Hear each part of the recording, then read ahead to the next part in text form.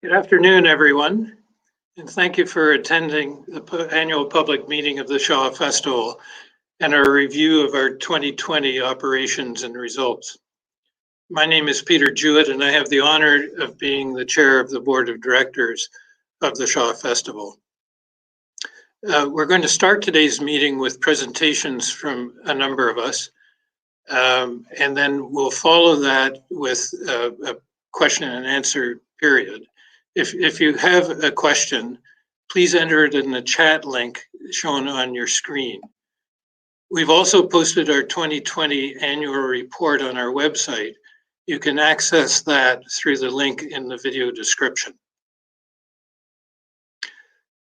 While we're meeting today electronically, and each of us is in a separate location, Shaw wishes to acknowledge and honor the various lands of Turtle Island we are on today. We wish to thank all of the First Nations peoples in Canada and the Indigenous peoples of the United States for their ongoing and important roles in the caretaking of the lands beneath our feet and wherever we might travel on Turtle Island. In particular, we recognize and thank the Neutral Nation, the Mississauga, and the Haudenosaunee for their stewardship over the centuries of the lands upon which the Shaw normally gathers. And we pledge that we will assist in any way we can with the caretaking of those lands into the future. I'm very pleased to have this opportunity to share with you today a look back on a very unusual year for Shaw in 2020. Our last annual public meeting took place on March 6, 2020, just over 12 months ago. Within days of that meeting, COVID-19 was declared a global pandemic and the world began to shut down. This was just days before our 2020 season would have seen its first performances. The Globe and Mail last week noted that 41% of all performing arts industry workers had lost their jobs as a direct result of the pandemic, and that the sector had seen a 62% reduction in GDP, a direct loss of more than $4.7 billion, and an economic impact in related losses of another $20 billion or more, making this sector the second most impacted sector by the pandemic after air transport. Here at Shaw, those numbers were not a surprise to us. We know how important we are in the communities around us and to their well-being, mental, spiritual, and financial. In a normal year, the Shaw is responsible for upwards of $220 million in annual economic impact, and we employ upwards of 600 people in full-time and seasonal positions, making us one of Niagara's 20 largest employers. But Shaw did not shut down in 2020. We had no performances on our stages, but as Tim Jennings will elaborate shortly, that did not stop us from holding well over 900 events, mostly virtually, and those events reached over 135,000 people.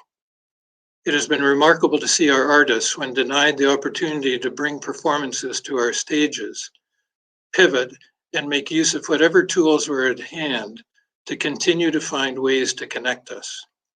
Tim Carroll, Kimberley Rampersad, and Kiera Sangster will say more about this shortly. When Tim Jennings first started at the Shaw in 2015, Tim and our CFO, Roy Reeves, had the foresight to put in place a specialized performance interruption insurance policy. No one anticipated a global pandemic at the time, but this policy thankfully covered our performance cancellations caused by COVID. This allowed the management team to proceed with other activities in 2020 with security and optimism. Leadership focused on our core strength, our people and artists, employees, patrons, and supporters. Rather than shut down in the face of the pandemic, we focused on what we could do to help our people and keep our patrons connected. This kept everyone focused on identified projects and goals, which I believe was a major factor in helping them cope with the mental and emotional stresses of the pandemic. and we have managed to come out of 2020 still in strong financial shape. At last year's annual public meeting, I was delighted to announce that for a third year in a row, we had realized a financial surplus. Imagine my delight today to announce that notwithstanding COVID, in 2020, we realized a surplus for a fourth year in a row. Kevin Patterson, our treasurer, will say more about our financial results in a few minutes, but to realize a surplus in a year like 2020 is truly remarkable. We use the federal government's wage subsidy and our insurance to maintain employment, and we added all of our 2020 artists to a new summer employment program. We call this program ECOS, which stands for Education and Community Outreach Specialists. And that allowed us to maintain almost all of our workforce through the intended season and allowed us to stay connected with patrons, students, and our communities. I'm particularly proud of our success in protecting our artists and employees in this way. 2020 was also a year of social unrest. More urgency has been brought to the issue of racial justice around the world and throughout society, following the murder of George Floyd in Minneapolis by members of the police, a moment that triggered an important worldwide discussion on continued needs and disparities in civil rights. The discussion has expanded to heightened focus on other social issues as well, such as the mental health issues impacting wide segments of society and the clearly unbalanced impacts of economic disparity in the world around us. At the Shaw, we take these racial and social issues very seriously and are determined to respond vigorously and to play a leading role in educating our society about these important social justice issues. The progress of civilization and human rights demands it. We are determined that the Shaw will be a safe, respectful, trusting, diverse, equitable, and inclusive workplace. We must start by acknowledging the problematic history we have with Indigenous and racialized communities, and that we share that history with our wider industry and with our local community, Niagara-on-the-Lake.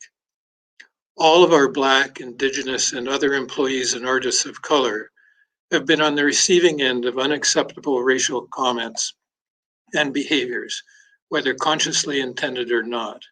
We cannot turn a blind eye on our history.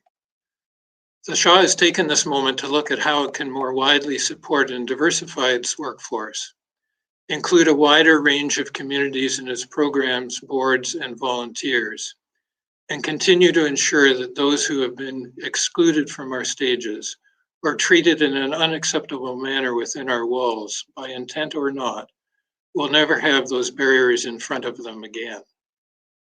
Building on the work of our 2017 EDI task force, in 2020, we struck a new Equity, Diversity, and Inclusion Task Force, chaired by our board chair designate Ian Joseph, and comprising 14 artists, board members, and staff, along with a third-party consultant, to make recommendations on our next steps and policy improvements. We expect that in early April, we will be in a position to announce the details of those recommendations and our implementation plans. What is needed is behavioral and cultural change. Some changes can be and must be made immediately, but deeper cultural change occurs over time. It does not happen overnight. What is imperative is that we push hard and make steady progress toward those deeper cultural changes. All our staff worked particularly hard in 2020. I could not be more proud of the way our staff, boards, and volunteers approached the 2020 challenges with confidence, optimism, and true empathy and compassion. Thank you all.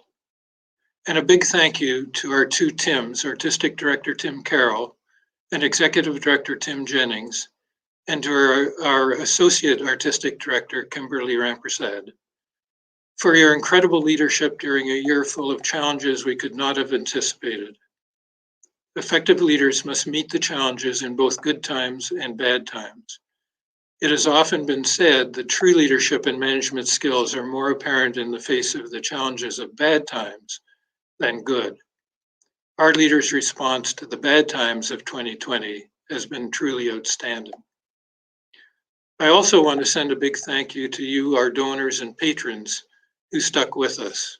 We felt your support throughout, both financial and spiritual, proving just how strong and lasting the Shaw community is. The support of our boards, our board of directors, our board of governors, and the boards of our Canadian and US foundations through 2020 has been remarkable. On behalf of the whole Shaw community, I am grateful for their thoughtful, caring, effective, and tireless efforts to guide us through a uniquely challenging year. I would like to particularly acknowledge the contributions made by two members of our board of directors who are stepping down today. Charles Ballback, who has also been a member of our Finance and Development committees for many years, and Sharon Levitt, who has also been a member of our Development Committee. Charles and Sharon have been unwavering supporters of the Shaw through good times and challenging times, and we are indebted to them for their wise counsel and guidance throughout. I know many of our Guild members are here with us today. It was obviously a challenging year for the Guild as well, but its members have responded magnificently in finding ways to help the Shaw and the town of Niagara-on-the-Lake during all these restrictions. I would like to pass on to you from me personally, from the boards, and from all of us, a big thank you for all of your efforts for the Shaw. And thank you to our broader Shaw community. Thank you for everything you do and will do to ensure the ongoing success of the Shaw. I'm delighted that you are on this journey with us. It was a bumpy journey in 2020, but we have come out of it stronger in many ways. I, like all of you, can't wait for the 2021 season to begin, to be together again, and to be back in our theaters. And now I would like to call on our treasurer, Kevin Patterson, to say a few more words about our 2020 financial results. Kevin? Thanks, Peter. As Peter noted, the 2020 year was unusual in almost every respect. One thing was made abundantly clear, that the relationship between our audiences, company, and communities has never been more of greater importance, nor more deeply felt. Thank you to everyone for all you did and do to support us. I'd like to thank the members and audiences for their interest in our work and in the results for the season. I'm pleased to present to you a commentary on the 2020 financial results of the Shaw Festival Theatre Canada. And if you're following along, it's in the annual report that Peter mentioned at the outset. I'll first turn to the condensed statement of operations. Obviously, 2020 was not normative. Both our total operating revenues and expenses were down approximately roughly $10 million in each category, speaking to management's exceptional mitigation strategy. With the loss of our whole season, earned revenues dropped from $21.1 million in 2019 to only $330,000 in 2020. Contributed revenues remained remarkably strong at $6.3 million, down only 28% from 2019, with the difference being almost entirely attributable to deferred production sponsorships and the loss of revenues from our annual fundraising events. Memberships through our Friends and Family program actually increased from 1.37 to 1.54 million and included 600 new households becoming members in 2020, a stellar show of support. While we did receive an additional $195,000 from the Canadian Council of Arts to help with COVID recovery, for which we thank them, by far our largest grant came through the Canadian Emergency Wage Subsidy Program at almost $7.4 million. This grant, combined with our pandemic insurance coverage of just over $6.5 million, allowed the Shaw to offer stability and protection to our staff and artists, and allowed management the optimism to pivot effectively to protect both our people and the institution. I'm therefore pleased to announce that the operating income for 2020 was an outstanding $24.1 million, and operating expenses of $23.9 million, combining to produce a total operating surplus of $185,000. To be able to announce an operating surplus in a year like 2020 is a remarkable feat and one everybody at the Shaw should be proud of. Congratulations. I'd now like you to turn to the condensed statements of financial position. Due in large part to the outstanding insurance receivable of $1.57 million at year end, the Shaw ended 2020 year with a bank debt of Without this, the Shaw would have effectively netted back to the same $400,000 amount that it started the year with. Accounts receivable also increased greatly due to this receivable. Additional capital acquisitions, primarily related to COVID-19 installations and mitigations, were partially funded through a bank loan and increased our long-term debt by approximately $600,000. The overall impact of all of this, combined with the operating surplus, is that our net assets improved in the current year by $185,000 to the end of the year in a net accumulated deficit of just over $107,000, primarily related to long-term debts and previous investments in artist housing. The benefits of realigning our financial position to eliminate debt and the significant investment in our capital assets of the Shaw to support our long-term sustainability of our theaters and our artists are obvious. We believe that we continue to support our overall strategic objective of the Shaw and are hopeful that 2021 can achieve a similarly balanced budget and the Shaw can begin to establish a working capital fund at a level appropriate for our ongoing sustainable operations. It's important in the years ahead to make us less dependent on our line of credit and to insulate us from market risks like those experienced throughout the world over the last year. In closing, I'd like to say a special thanks to Roy Reeves, Tim Jennings, Tim Carroll, and the Shaw finance team for the incredible work they've done over the past year to support the Finance and Audit Committee and in managing through what was certainly the toughest financial year any of us have seen. I want to echo Peter's thanks to the whole staff and the boards and the Guild and their incredible work of bringing these results to fruition. And now I'd like to turn over the program to Tim Carroll, our amazing artistic director. Tim? Thank you, Kevin, and thank you, Peter, as well. Well, we've learned, haven't we, this year? I hope we've learned something. It's a bit of a waste of a disaster if we don't learn something from it. And what it feels to me we've learned is how right we were about human connection. We've been saying all along that theatre is actually a basic human need, and I think that's been proved. We've really felt the lack of our audiences. We felt the pain of not being able to be together and share the same room and the same energy. So it's been a kind of vindication, although not one we would have wished for. Having said that, it's been great to hear from so many of you that you feel the same and that you can't wait to come back and see what we do again and see how we come out of this. So thank you for all of that support you've given us. You've been really amazing spiritually to us. All the letters and so on that I've been receiving have been a big reason for being able to keep going, I can tell you. Another big thing that's allowed me to keep going, and I want to mention them as a group, is Catch Up.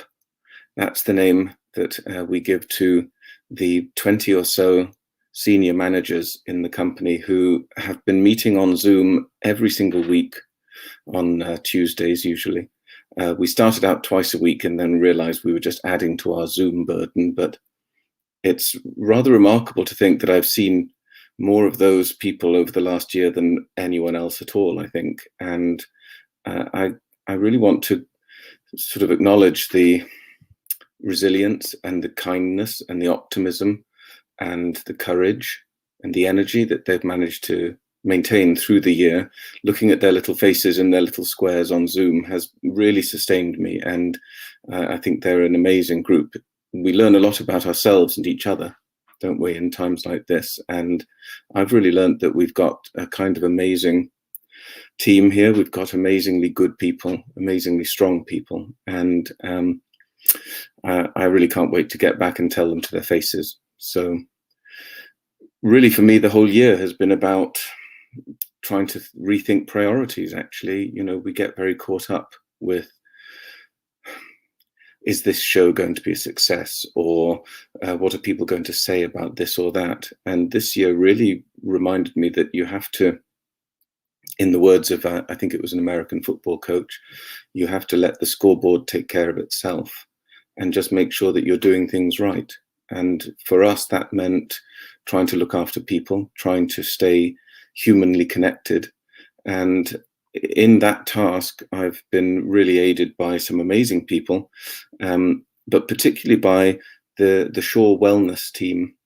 And I'm going to break with tradition here and introduce someone to tell you a little bit about the work of the Shaw Wellness team and its new branding and hopes for the future, because I think the work of that team in keeping our company alive and connected and feeling like they weren't on islands of hopelessness has been really vital. So Kiera Sangster, I'm going to hand over to you for a moment.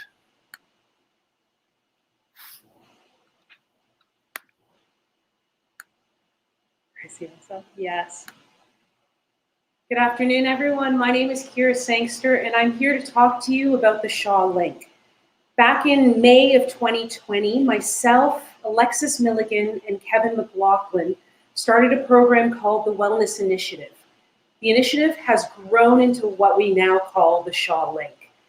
The reasons behind creating this program stemmed from what was happening in our industry, its effects on everyone at the Shaw Festival. We took the time to step back, reevaluate the needs and concerns of everyone in the company.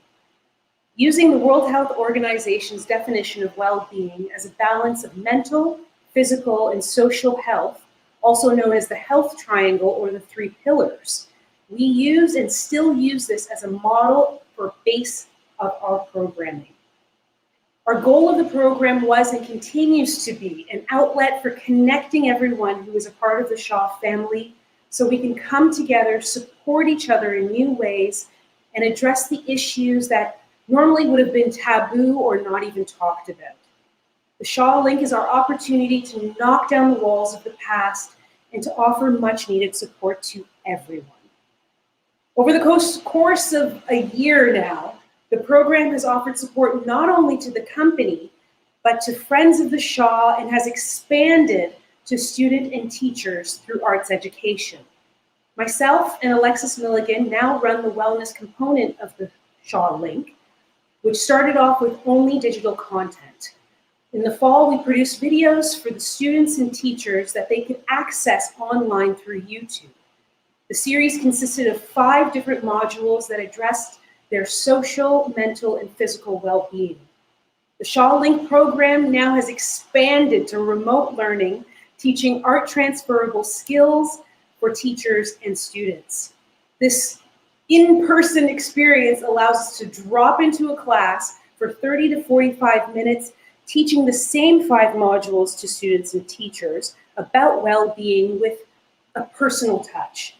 This allows the students an interactive experience which they desperately need. They can go from talking about mental health to personal well-being in a safe, supportive, and fun arts-based way. The Shaw Link Student and Teacher Series is offered free of charge to all schools, regardless if they're in Canada or the United States. This has been a huge incentive for struggling teachers and struggling school boards. I'm excited to talk about the next phase of this program, which has 2 parts. The first part has already taken shape. We are now reaching out to schools over the border. We've made a few connections with schools in the Buffalo area, and we are offering the same wellness modules to schools in that region. The second phase or vision of the Shaw Link is to continue offering online digital content for our friends, supporters, and company members. Now, when I say company members, I'm talking about everyone who works at the Shaw. Once we have the opportunity, which I have fingers crossed it will happen soon, we plan on offering on-site programming, classes in the courtyard, discussions in the secret garden. Ultimately, the Shaw Link's goal is to continue building our connections with one another, finding ways to navigate through this pandemic, and to open our minds to the opportunities we now have moving the Shaw Festival forward with innovative programming and exciting audience experiences. I hope I've piqued your interest in the possibilities of what the Shaw Link can offer. Thank you. Thank you, Kiera. It's been a really great delight watching the work of that group all last year, and really the potential is enormous for the development of that, and as Kiera says, not just within the company but without. It's been an education for me to see how much has been possible in the digital sphere. I must admit I've never been convinced of the wondrousness of streamed performances, and I'm still not. I would say that my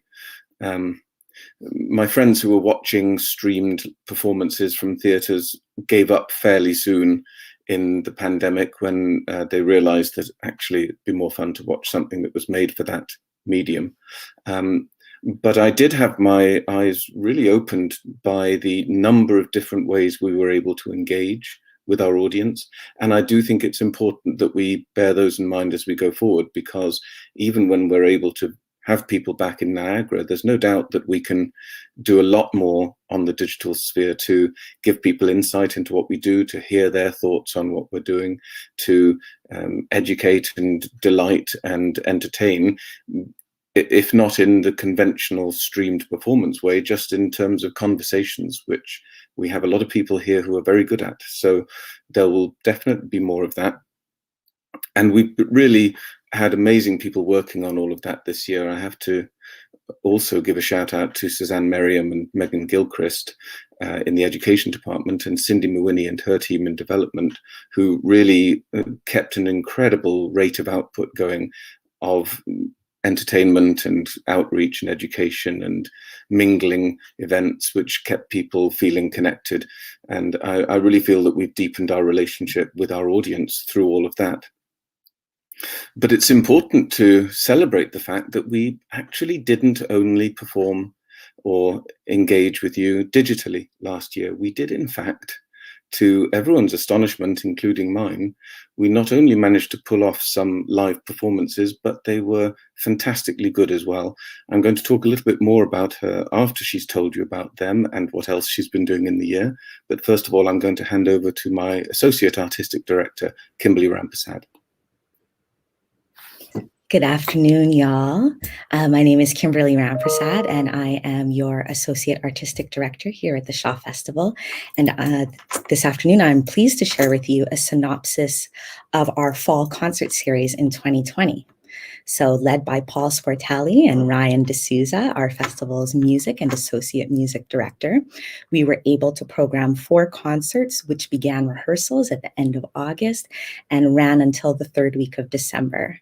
The works of Duke Ellington, Dorothy Field, Cole Porter, and our winter holiday concert were lifted initially by 8 actors and 2 stage managers. We grew from our backyards of donors to offerings to the public on both the Shaw campus and with partner businesses in the Niagara region. And with further help from FedDev Ontario, we grew. So we added 2 more musicians. And then we added microphones and sound design, which came with more crew members. And then I added tap boards and scarves and fake snow. So we received further support from our production department, including construction, props, and wardrobe. And once we moved indoors especially, we needed lights, and therefore more crew members again. Our front of house did immeasurable work, including making sure to keep us safe. Box office and sales went out of their way, not only to get the tickets out for limited seatings, but to help us with tracking. Our live stream holiday turned us into a studio where we were also able to reach thousands more, especially people who are shut in. Though the season was different from what we imagined, we had many thoughtful moments, including emotions from everyone who gathered. Olivia Sinclair Brisbane and our Katie Fitzgerald were still able to have their Shaw debuts, even though they didn't break the legs in the same way. Our new head of sound, Ethan Rising, stepped into his new role and showed us that the title of the role can't even capture all that he brings and the gifts that he brought to us, especially this season. Megan Frobilius, our stage manager, applied her skills deftly to producing and has now stepped into the role of our assistant producer for the season. These are remarkable things that happened in scarcity. I think for me as a practitioner in particular, what was beautiful was that we were able to meet the moment and the demand for social justice through our work. And our efforts prove that not only is equity joyful, it also deepens our work and results in excellent art, which is what we are in the business of, in the pursuit of, in order to connect with all of you. Our little concert that required, as it should, the support of our whole organization, our entire community. I am of the belief that theater is many things, including a community building activity. And at this time of distance and isolation, we certainly understand our necessity more clearly than before. Thanks very much. Back to you, TC. Thank you, Kimmy. That's really only scratching the surface of what Kimberley achieved this year. And I'll talk a bit more about that in a moment. But you've seen two of the amazing people I have working here. It's really, I'm very blessed to have such colleagues, and the Shaw knows it, that we're very lucky to have such people. We're even starting to think about trying to build on this year and the solidarity we've experienced and the greater knowledge and trust in each other that we're developing to beta test a new employment relationship with actors. Not to put too fine a point on it, Kiera Sangster, who talked to you about the wellness initiative, is in fact going to start next week as one of our 6 actors who are beta testing how it would work for us to have full-time employee actors instead of actors on contract year to year, which is a big change potentially. I won't go into all the details of it now, but it could be quite a game-changing transformation, I think, of the theatrical landscape if it caught on. And even if it didn't catch on elsewhere, I think it could be very game-changing for us. We'd love to take people like Kiera and the other 5 people, and indeed many others in the company if this works, and say to them, we want you to be full-time employees. We want you to act in the acting company, but also to do other things if you want to experiment with all the other ways that your skills could be useful. We already know, everybody knows, I think, that the skills required to put on a show are really incredibly transferable and usable in all sorts of walks of life.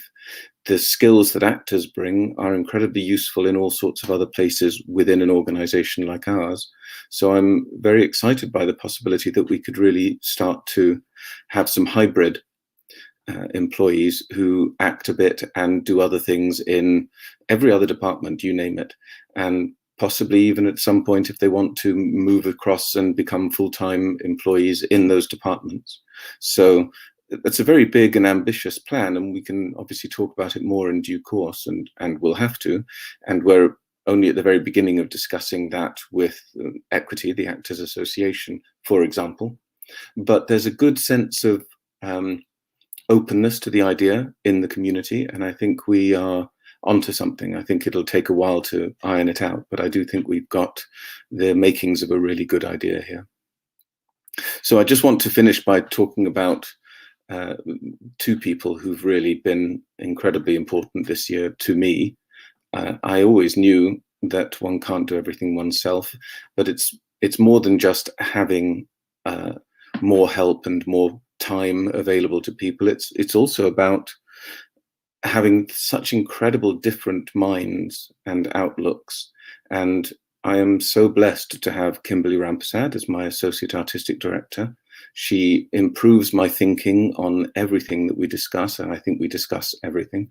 And she has brilliant insights, fantastic eloquence, as you've just heard, and a really good sense of how words land on people. And so I really feel as though I don't know how I quite coped before I had Kimberley as my sidekick, because she's made a huge difference to my thinking on all sorts of things. And as well as being a great artist, a wonderful director and performer, she is really a deep thinker about theatre, and more than anything this year has been an incredible ally and friend to me and kept me afloat. So there really have been times when it's been very stressful for everyone, and we've all had to look out for each other, and Kimberley has been a rock for me. And then the other person I want to mention is the person who's about to speak, which is my executive director here, Tim Jennings, who is joint chief exec with me at the Shore. And I think everyone at the Shore would want me to speak for them in saying that we have limitless gratitude for the untiring work he's done. A lot of that work isn't glamorous, and a lot of it is hidden to the likes of us who just do the art.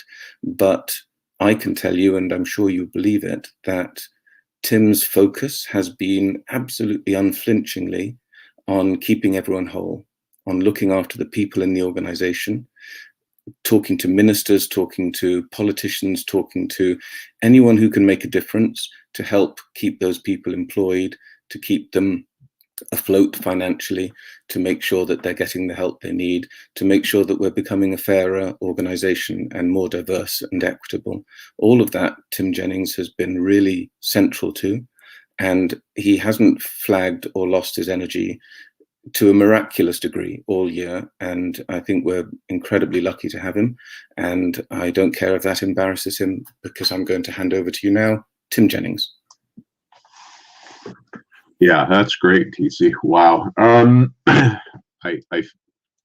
feel utterly the same about you and Kim and the whole management team. In fact, I am not sure that I have seen a team work harder than the Shaws has this last year in a 35-year career. I am absolutely sure that our belief in theater as serving basic human needs and societal needs has never been made more clear than it has been over the last 12 months. And I am absolutely certain that despite every obstacle and bump and roadblock encountered by the staff and the board and the volunteers here at the Shaw, I could not have found a better group of people to work beside in overcoming them. So thank you, TC. And thank you to our catch-up management team and all of our staff and artists and our board and all of our donors and friends for your faith and flexibility and compassion in supporting us in the way with which we approached literally every decision this year. I do want to single out a couple of folks as well. I want to single out our CFO, Roy Reeves, and our controller, Julie Allen Sargent, and their team in finance and payroll for their unbelievable and incredible perseverance through what was honestly the largest workload I've ever seen dropped on a theater finance department. We were making crazy decisions every day. We were under a constant forensic audit from in relationship to the insurance for over a year, and I am so happy to see how well they came through it, and all of them that were here every day in the offices with HR and payroll, everybody working hard. I'm also thrilled to see Kimberley in this new role, a job she took on literally only days before the pandemic closure last March. In fact, we announced it, I think, at the AGM last year at the dinner, and she has embraced it, as TC rightly says, with grace and with fortitude and brilliance. And Tim, TC, who has, I never had a partner who's worked so hard to make sure that he accomplished all the things he said I accomplished, which is to take care of everybody and really to think through how to engage them artistically. You know, for many, many artists, the nature of this work is a calling, and that calling they have to fulfill, you know, that, and we've seen the mental health issues that affect society when we don't get to fulfill those basic human needs that art serves. But she and TC and their creative and production teams pivoted and pivoted and pivoted again all through last year, creating new programs and finding new and exciting ways to engage with our communities, and trying and implementing dozens of new ideas on the fly, and then reworking them each time to make them better and to make better art, and sometimes failing and sometimes having complications they couldn't have foreseen or should have foreseen, or we might have foreseen but didn't foresee, and when we would readdress them and reapproach them. And while no way this season compare to any previous season, I suppose I'm also very proud of that inaugural partnership with the Federal Development Agency of Southern Ontario in allowing us to deliver a live concert series all fall, both outdoors around Niagara, and with new partners. We met and started to work with all sorts of wineries and hotels, and then on-site indoors in our much-reduced Jackie Maxwell Studio Theatre. Those concerts were a bit of a testament to the fortitude of the production teams in overcoming all of these pandemic hurdles, but they also underscored a very important economic role Shaw plays here in Niagara-on-the-Lake. This was an economic grant that we got to help make this happen, and because we are a significant economic driver for the overall tourism economy of this region, as Peter noted, we normally deliver an annual economic impact of $220 million in spending by our audiences and our visitors and our staff, frankly, at local shops and businesses and hotels and restaurants and other experiences and cultural attractions. There's so many of them. 14% of the people who live and work in Niagara-on-the-Lake make their living in arts, culture, and heritage industries beyond just the Shaw, and all of which was put on hold while we were shuttered by the COVID restrictions. But we pivoted, like our work in wardrobe and the props department did, in making and donating literally thousands of gowns and masks and other PPE to the local public health, hospice, and healthcare teams, and supported by our donors in doing that. The concert series was often offered as a donation to our communities by us and by the government, and to help local businesses restart economically, and to help our audiences and artists connect in a deeper, more human way with each other and with those audiences, and maybe to offset some of the fatigue and mental health impact and isolation from the last few months. Because those and so many other things are among these basic human needs and that live art serves, and that we have all been doing without for far too long. In all, 65 live concerts and over 870 online performance, education, and outreach offerings reached more than 135,000 people across all of North America and beyond, all looking for that kind of connection, and to us and to each other and to art. And interestingly, the number of education activities, although they were down from the 2019 year, we actually reached 1,000 more people with them than we did in 2019, which is a pretty remarkable thing and speaks really well to the democracy of an online portal and how people would come and attend things if it weren't for the distances some of them traveled to get to us. So thanks to the amazing support of donors, and combined with several government programs, and especially the wage subsidy, which I thank the government enough for. It turned out to be the biggest single arts grant in history. And our performance interruption insurance, Shaw and our team here were very insulated from much of the impact felt by almost our entire industry. And none of this would have been possible if not for the work of the last 5 years in deepening the connection between our company and our community and our patrons. And for that vision, I again thank TC for thinking of a more connected, more human theater. And while we have a lot to do yet in eliminating systemic racism and historic barriers from many communities in this area, and in rectifying issues of exclusion that existed in our past, I think it is safe to say we are on a path to a brighter and more connected and more human future. George Bernard Shaw said himself, "We are made wise not by the recollection of our past, but by the responsibility for our future." And I want to thank all of you for going on this journey with us. Thank you. And now we're going to be very happy to take any questions you might have. I've seen some of you putting some into the chat box. So if any of you would like to type them into the chat box, our fantastic behind the scenes team of Megan and Megan will choose some of them and post them to us so that we can answer. And stay at the end for our credits, because in them we'll thank our amazing backstage team and also all of our season sponsors and other people. So thank you all, and thank you for your interest in our 2020 year. Tim? All right. First question. Actors and crew work in very close contact with one another. How will you ensure their safety during rehearsals and performances? Well, I'd better answer that, hadn't I? We're going to start rehearsing as late as we can. We're going to do the first of our rehearsals on Zoom. My show, Charlie's Aunt, is the first one up, so I'm particularly thinking about this one. The simple answer, though, that's rather jumping to the detail. The fundamental answer, of course, is that we can only go as fast as the situation allows us to, and we'll have to keep on responding to it. if the situation improves and we are able to do what we want to, then of course what we have to do is have a very detailed set of COVID protocols, such as we have drawn up and are in the act of distributing. And we also have to be very careful, I think, as directors, to make sure that we keep the actors safe in every way we can, either through rehearsing in very small groups, restaging things to avoid contact for the time being. Of course, the time will come with our shows where the actors will have to be close to each other, and the COVID regulations, the health regulations, will allow that.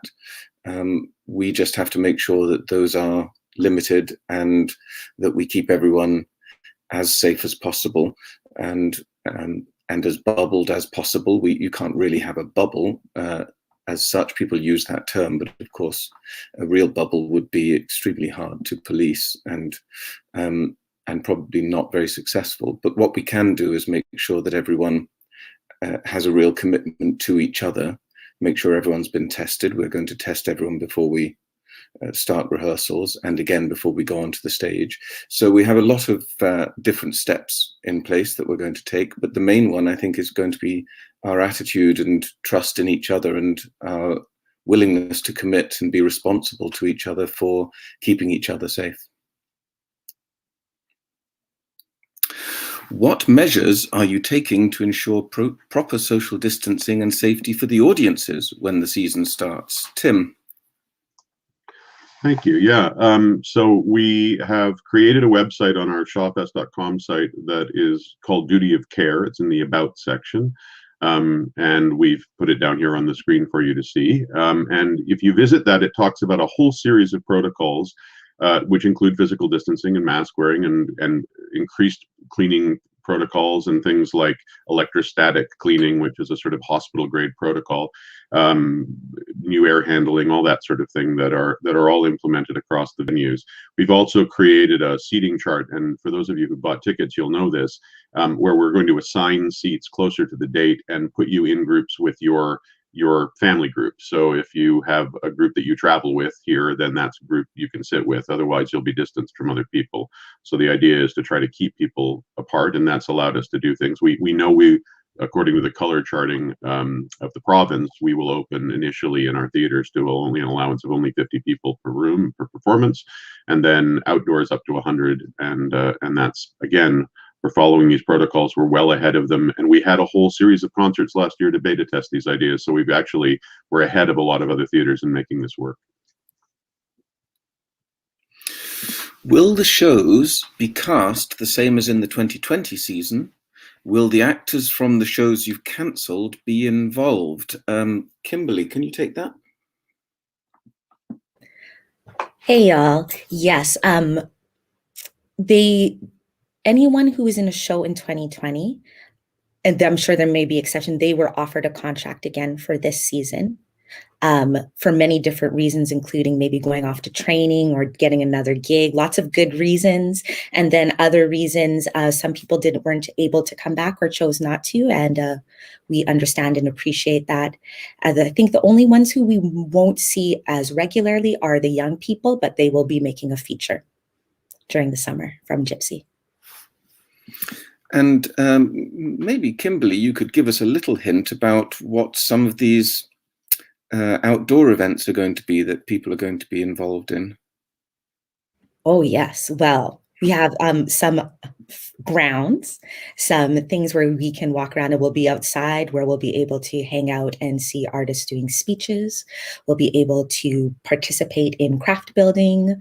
We will have a lot of music involved, stories, a lot of interaction, things that are very family friendly, things that also make you think, speeches from very important people on the times of social issues, on equity, and all kinds of things wrapped up in theater. So that's what we have planned for you so far. Yeah, watch this space. It's going to be a carnival of fun. The next question's up. When can we expect to hear more about the new equity and inclusion initiatives? Peter Jewett, you're going to take this one, aren't you? When you're unmuted. The simple answer is early April, but that's not terribly helpful. I think it's important to realize that this really operates at two levels. One is the level of what I would call bad behaviors in the area of inclusivity and making people feel welcome and safe and included.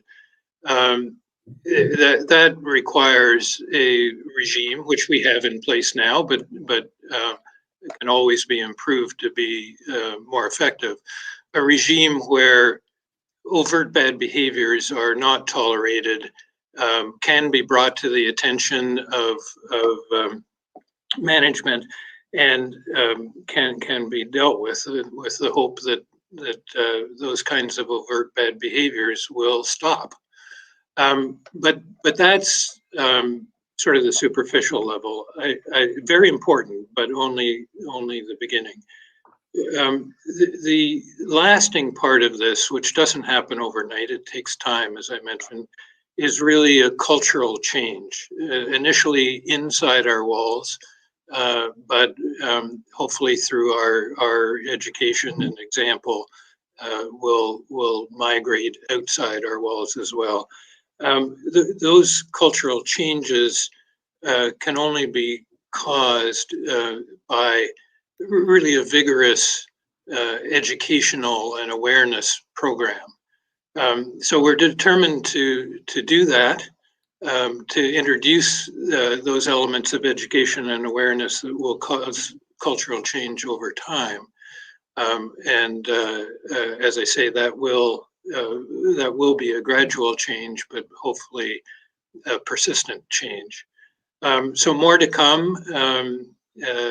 We certainly hope to be saying more publicly about this within sort of 3 or 4 weeks. Thank you. How can the public access the Shore Link program? I think it's clear who's going to take that one. Yes, shawfest.com. Go to the heading Beyond the Stage, friends, teachers. You can type in wellness into the search engine. You'll get all of the information, but stay tuned because there will be more information coming at you from the Shaw Link. Not a lie. Has there been any discussion regarding the expectation of when the Canada-US border may reopen? Yeah, there has been a little bit, yeah. Without quarantine restrictions, and how you will handle closures throughout the season. Tim J., you can take that. Sure. Well, I think there's a couple of, that's two very large questions. Handling closures throughout the season is the constant nature of the pivot that we've been doing. And, you know, at this point, if we get a restriction, then obviously we will abide by it and delay things or move them as necessary. We did that all last year, and we'll do it again. In terms of the border closing moments, there, you know, this is anybody's guess. I mean, even the government doesn't know for sure right now. However, given the fact that as vaccination continues and as the US is well ahead of Canada currently in its vaccination protocols, I know there's discussions at the highest level of government about the idea that vaccinated peoples may be able to cross the border more quickly. So if you have access to a vaccine, get it. Thank you. It's particularly exciting to hear Kiera talking about the Shore Link and its potential for reaching digitally across the bridges and eventually in person as well. I'm really excited about all of that. Is there a time or financial limit on the performance interruption insurance if there is another lockdown this summer? Well, that's a Jennings question if ever I heard one. Yeah, it does seem like it is me again. The nature of the insurance is such that it was designed for protocols related to the term that ended on December 31. But what that means is whatever we planned or figured out related to the 2020 year. The company has actually closed its entertainment division, but we're still covered, and you know, we're moving ahead on the assumption that we are still covered and that everything's good. How long that will last relates to the length of the impairment. So really, that's a conversation that is ongoing. I cannot answer directly, nor can the insurer. So it's something we're in constant discussions about. Yeah, this is the that old thing of your premiums are going to go up, to say the least, if they'll even insure us again. At the least, yeah. Yeah. What financial challenges will 2021 present, and is there a preliminary projected outcome? Well, who'd like to take that?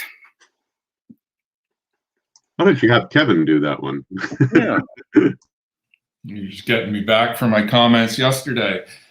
Yeah, so we've got a number of challenges in front of us, the least of which is the what color is the region in and how many patrons we'll be able to have in the theater. You've seen from the schedule for this year, there are a reduced number of productions being put on with reduced attendance. And so all things being equal, we anticipated having a break-even type of budget, all things being fair and equal, but we all know that things aren't fair and equal at this point in time. And so there are many moving parts. There's, a potential future lockdown. There's what the insurance will bring, what type of government programs there will be, similar to last year, how long those will last. And so it's a bit of a moving target. But as I said at the outset, we projected something close to break even, but it is a moving target. Tim, I don't know if you wanted to add anything to that. No, I think that was a great summary. I mean, we certainly will make best use, as we have, of every possible resource we can get our hands on. It's the only way we'll get through, and but we want to stay whole and make sure we're in good shape coming out of this. We have big plans for the future. So, is there a chance you might extend the season later into the fall if demand rises late in the year due to shot availability? I can say something about that. It's not easy to push things back because a lot of the people involved in shows have other things that they have already agreed to do. So yet another reason actually why it might be a good thing to have permanent employed staff to whom we could just say, oh, you know how you thought you were going to be doing that in the autumn? Well, you're not, you're doing this. But that's not really the best reason for having them on a full-time contract. But while they are mostly contract workers and freelancers have to go where the work is, and they book themselves a year in advance in many cases. And so it's certainly something we might have to try to do a bit. We might, because of course your question's a very smart one. If we suddenly find that we get to September and then we're out of the woods and we can have full houses, it will be very frustrating if we then can't play to them. But I think what we might do is probably do something else at that point rather than try and extend shows with people who are already booked elsewhere. How has the pandemic affected the artistic planning for the 2022 season? Well, Kimberley, how many conversations have we had about the 2022 season so far? We had them in 2019. Yeah. Oh, I remember now. Yeah, that's right. It's affected the artistic planning in the sense that none has happened yet, and we will just be flying by the seat of our pants at a certain point when we know what we can and can't do. But luckily we do, as Kimberley said, we do have a sort of plan already cooked. We just have to take it out of the freezer and defrost it and see if any of it makes sense anymore. Okay. I think we might be out of questions. Yes, that's the last question. Thank you, Megan. So I'm going to hand back to Peter Jewett to take us out. Great. Thank you, everybody. Thank you for those questions. As I think a lot of you have learned, Tim and TC and Kimberley and I are always available to any of you to answer questions, so you don't have to limit yourself to one time a year. I'd just like to wrap up by mentioning that earlier today, we had a new person elected to our board of directors. That's Sylvia Bennett from Buffalo. So welcome, Sylvia. We're very pleased to have you on the board. And we have two new members of our Board of Governors, Don and Elaine Triggs, who don't really need introduction to most of you. We're delighted to have them back in the Shaw fold after they were both on the board 10 to 20 years ago. And Elaine, in fact, was the chair of the board for a period of time. So we're delighted to have them back. And I would like to extend a special recognition and thank you to two of our directors who finished their terms and are stepping down as of today, Charles Ballback and Sharon Levitt. They have both been on the board for a number of years, and we've benefited greatly by their wise advice and their help with some of our challenges and discussions. So Charles and Sharon, thank you very much. And with that, I think we're done with our public meeting. Thank you all for attending, and we hope to see you again a year from now with a lot more activity to report at that time. So thank you all.